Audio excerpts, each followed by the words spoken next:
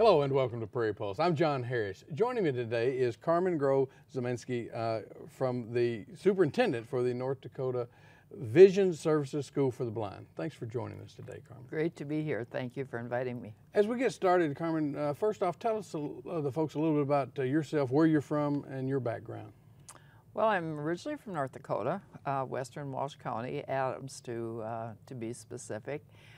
Graduated from high school there and then attended Concordia College in Moorhead, Minnesota. Then worked for the North Dakota School for the Blind for 4 years, and at that time, and then left to go to University of Northern Colorado, where I obtained my master's in the area of special ed and visually impaired.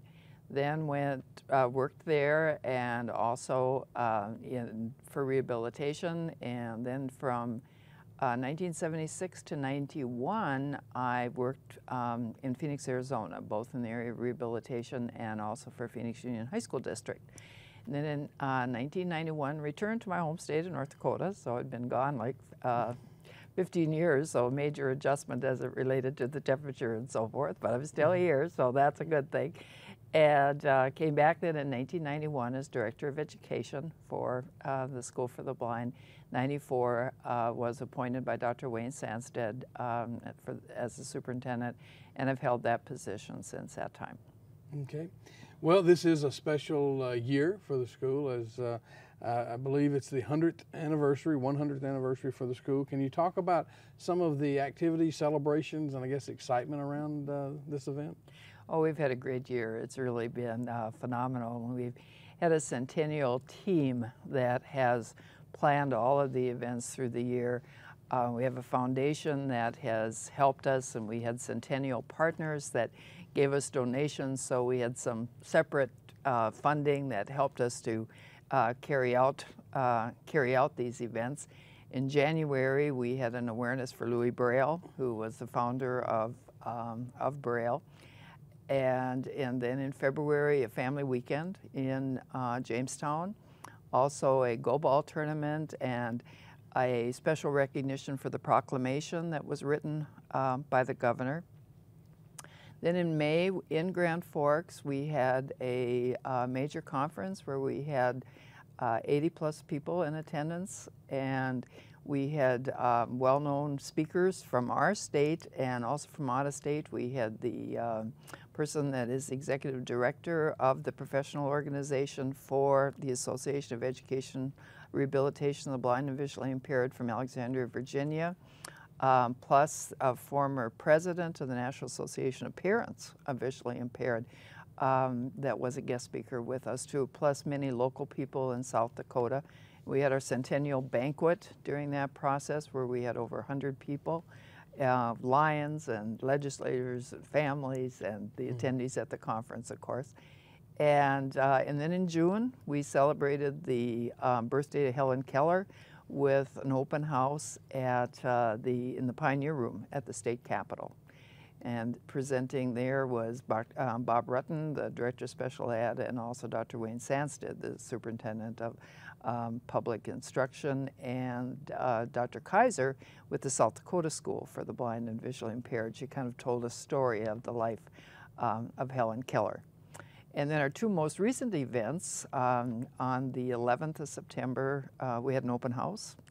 And we had about 100 people in attendance at that at our school, and then an all-school reunion the following day with about 80 people. So we've had a really a lot of fun this year, and just a lot of memory telling, and just a real good experience. Well, and with that, I understand that obviously you've written a book. So tell us about sort of the book and all the research that went into getting this done. Well, the book is a recollection of 100 years of excellence, and it's, in all honesty, I thought I was going to review biennial reports that are required by us as a state agency, and I went home one weekend with a big bag full of biennial reports from 1908, and my goodness, I sat there, and it wasn't too long before I was almost falling asleep, and thought, if I don't have interest in this, how is the general person going to enjoy a summary of all this. So I worked on then what would be of interest to a reader, and so the outcome is a lot of photos, some congratulatory letters, and then stories. I interviewed, or the persons wrote their story, whichever their preference was. There's about 25 personal stories where I asked the person, what was your affiliation with the School for the Blind, and then how did the school impact you as the person you are today. So I got I have former students, former staff, the son of the superintendent that had served the school from 1937 to 73. So he grew up both in Bathgate and in Grand Forks. So he told his story from his perspective. So that was the neat part of it, because you could learn so much from the people that I talked to. And then there's also a chapter on Lionism, and obviously the Lions organization, of which I'm a member, the Grand Forks Lions Club, has been supportive of persons that are blind and visually impaired. And it was Helen Keller at the International Convention in Chicago in 25 that asked the Lions to be Knights of the Blind. And so that actual speech is quoted in the book. And then there's several newspaper articles that are also that were printed in the Grand Forks Herald and other, and there was also some tapes that individuals, that some of which are no longer living, that are deceased, where they had told their story, and so there's excerpts of those tapes, and again, additional photos from the past and also the present, and then individual pictures of our current staff. And then the very final is a listing of the Centennial partners. Through our foundation, we had individuals that contributed then, that helped to support in the printing of this book, and so they are listed at the end of the book. So we want to express our thanks to those persons also. Okay. Well, you talk, the origins, of course, started in Bathgate, North Dakota, in 1908. Maybe you may have a little more history there to tell us about. And then, but when did the school move to Grand Forks? Well, it did start in 1908 in Bathgate, and many people say, why Bathgate? And no, we're not really sure, other than at that particular point in time, Bathgate was a thriving community.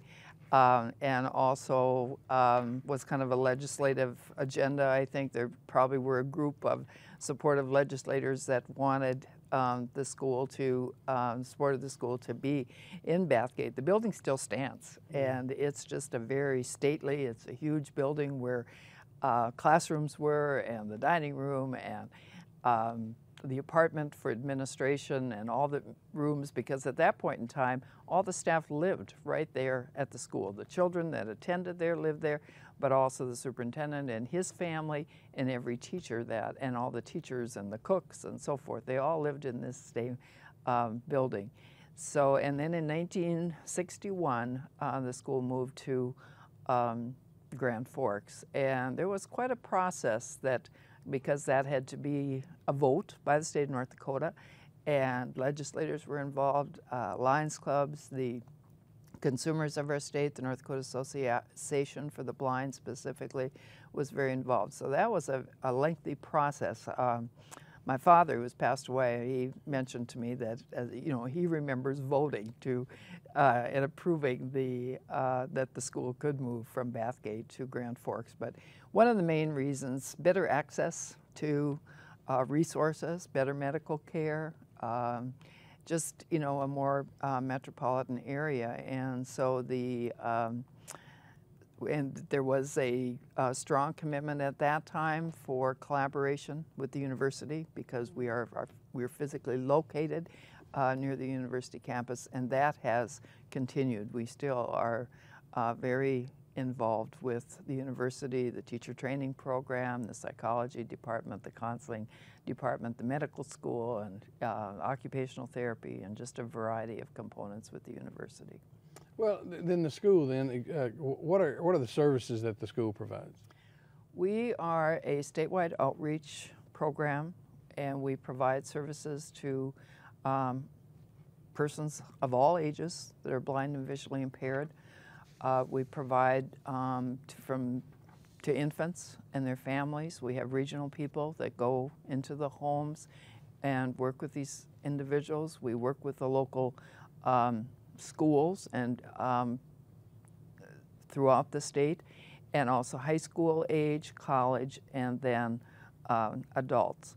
We are not a traditional quote-unquote school as it was in Bathgate and was when it originally moved to Grand Forks, but rather we're a statewide outreach program. And the children that we serve, they are actually enrolled in their local schools, but they come to Grand Forks for what we call short-term programs. They'll come there on a Sunday afternoon and they stay until Friday noon.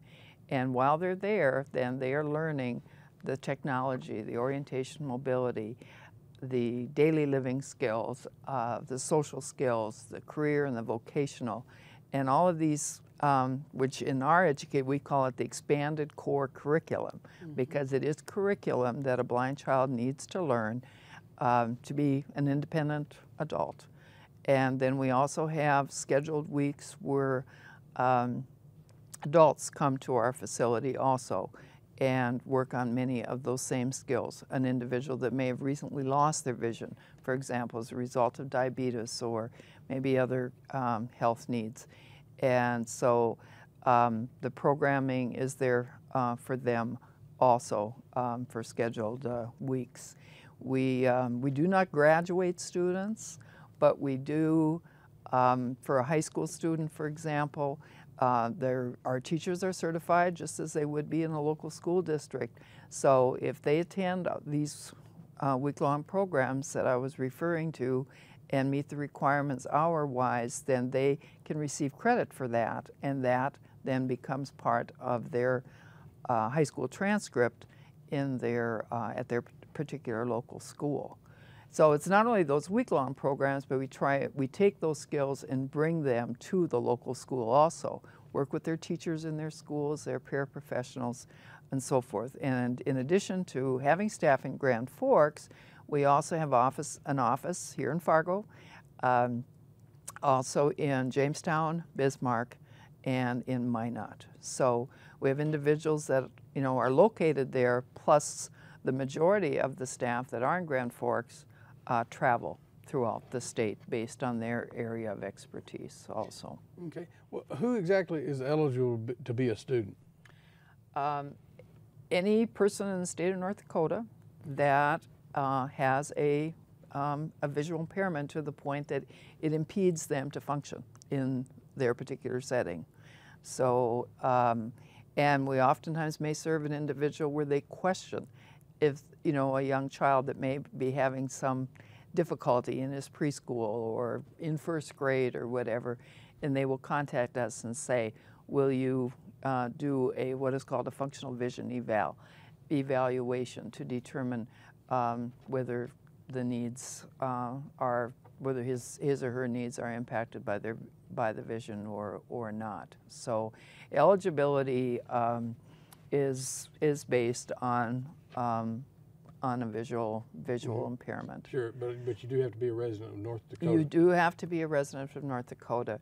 We do serve Minnesota sometimes, especially as it relates to our summer camps and that type of thing, but there is a fee. There are fees established because we are a state-supported agency by the North Dakota State Legislature, and so you as a taxpayer, myself as a taxpayer, and we really pride ourselves in being stewards and good stewards of our financial, what we are given financially. So anyone from out of state can receive a service, but there is a fee attached to that. Well, you brought up fees, and I guess a little bit, so how is the school funded? Okay, we are funded, we have we're part of the Department of Public Instruction. I mentioned Dr. Wayne Sandstead earlier, and so that's where we fit organizationally. We are a division of the Department of Public Instruction. And we are funded with our sole and separate budget. So we are funded per employee. We're funded for any improvements that we want to do at our building and that type of thing. And we, our funding is through the state legislature. So in January now, when the North Dakota legislature is in session, the Department of Public Instruction presents their budget.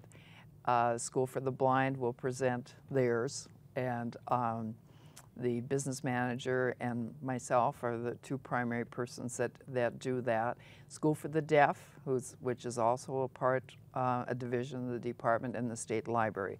They also present theirs at the same time before the Senate and House Appropriations Committees. Okay, but I also understand that you will service individuals with even multiple disabilities. Yes, oftentimes with a visual impairment, there are also other disabilities that can result, maybe mobility, academic, or whatever. And so we work in close collaboration with other entities, other special ed teachers, or physical therapists, occupational therapists, and so forth, and become part of that team and address issues that would relate to that person's vision. Okay. When did you change the name to include vision services as well? When was that? That was actually in 2001, and that was a legislative bill. And we as a school supported that, as did the Department of Public Instruction. And it was, wasn't a difficult process, but it was the purpose of it being because we do serve all ages, and as I mentioned earlier, we're not a traditional quote-unquote school. It depicted our mission in a much clearer way and hopefully help people to understand that they didn't need to be totally blind or they didn't need to be of school age, but that they could still request services and be entitled to resources through our agency. Well, how many, I guess, instructors and staff do you have at the school? Okay, we have a total of 28 FTEs, or full-time equivalent. I mean, that's what's called within the state system. That includes support staff, fiscal staff, our vision resource. So the number that are actually providing instruction is about 14. So we're on the go a lot. Today there was an issue with availability of state cars because everybody was someplace. We were going to Bismarck or going to Fargo, someone else to Cavalier, and so it sometimes gets to be quite a puzzle in terms of, and then trying to work together so that people can travel together. There were two of us going to Fargo today, but I'm going on to Bismarck, so therefore we can travel together. And so, but we. So this is kind of a scenario that happens there often because so many of us are on the road and based on our statewide services. Well, now, how many students do you have? Well, we serve, I guess when you ask that question, it's always a difficult one to answer because we consider every student in the state of North Dakota that has a visual impairment as our students, so to speak, yet we're not providing all the needs for them. Their local school, is providing those needs. We have, in terms of how many we served, last biennium we served some over 400, and that was all ages.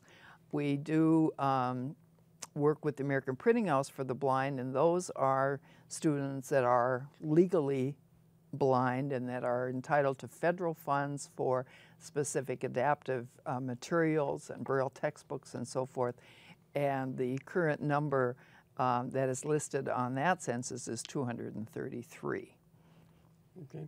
Well, let's talk some about your instructional areas. You've mentioned them along the way here, or some of them.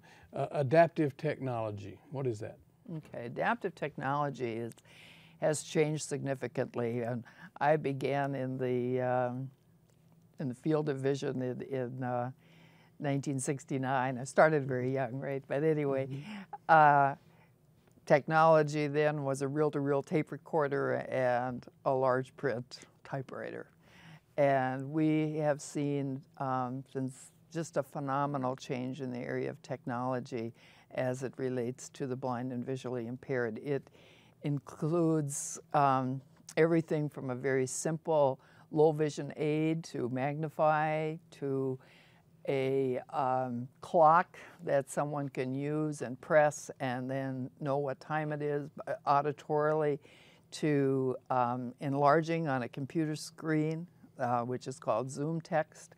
It also includes closed circuit TVs that again enlarge, and speech on a computer. One of the more common programs that many of our students are instructed in and we have staff that use is JAWS. So the technology it's so very, very broad, and there's always new things and new programs. I have to admit, I have not kept up with it personally, but we do have people at our school and also within the local schools that you know, have, and there's a lot of training and various opportunities available for people. We're in October now in Fargo here. We're going to have a Visions Forum, and that's going to be the focus. One of the public school teachers from Bismarck is facilitating that and going to demonstrate the different forms of technology and how they are using it in their local schools. So how about Braille and Braille music?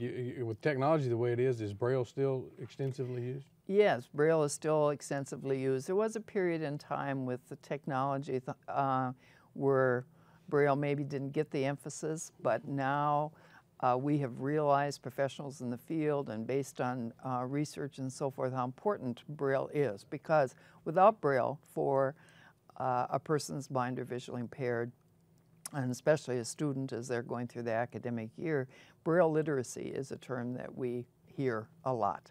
And we as an agency definitely endorse that and work with the students on their Braille skills. Braille music is a code within Braille. There's a math code and there's also a music code. So Braille music is part of that. And a student that maybe is going to play the trumpet or the French horn or whatever, or the piano, they need to learn the Braille music, read the Braille music, and then memorize and play. So thus it becomes a lot of repetition and not as, I mean, maybe not a few more steps than for the sighted person that is taking piano lessons or learning how to play the trumpet. They can get the sheet of music and go forth. But for a blind child, there's a few more steps involved. Okay. And how about the daily living skills? Well, daily living skills is a critical area also. You think for yourself how you used your vision this morning in preparing for, or myself in preparing to get here, to one's clothing, one's hair, and all of the things that we do on a daily basis. It includes the home management things from making a sandwich to having knowing how to stuff a turkey or how to slice a meat, how to slice a roast, the whole gamut in far as the kitchen. Washing clothes, knowing how to sort one's clothes, and the labeling of the washer and dryer. Table etiquette, knowing how to set a place setting, how to pass from one person to another. Many of those skills, you as a child, myself as a child, or our own children, learned it by observation. They saw, we learned by seeing, whereas a blind child has not been given that information. And oftentimes that piece of toast might have just been put in front of them, or a bowl of cereal with the milk and everything all ready to go. So that's one of our goals, is to enable that person to be as independent as possible in all those just daily routines. And the important thing is to develop a system that works for them. Okay. We're only got about a minute here, but what are your goals for the future, and where do you see the school in 5 to 10 years? Well, goals for the future is to provide resources throughout the state, keep up with the changing technology and all of Revelation, providing as much support to all persons who are blind and visually impaired. And I see the school in 5 to 10 years as only doing more and doing better, because as our population ages, we're going to find more needs within the older population. And finally, if people want more information, where can they go? They can call. We have a toll-free 800 line, 1-800-421-1181, and that is answered at all times. We also have a website, and that's northdakotavisionservices.org. So we encourage anyone that has any questions to please give us a call. Carmen, thanks for joining us today. Thank you. Well, that's all we have this week on Prairie Pulse. As always, thanks for watching.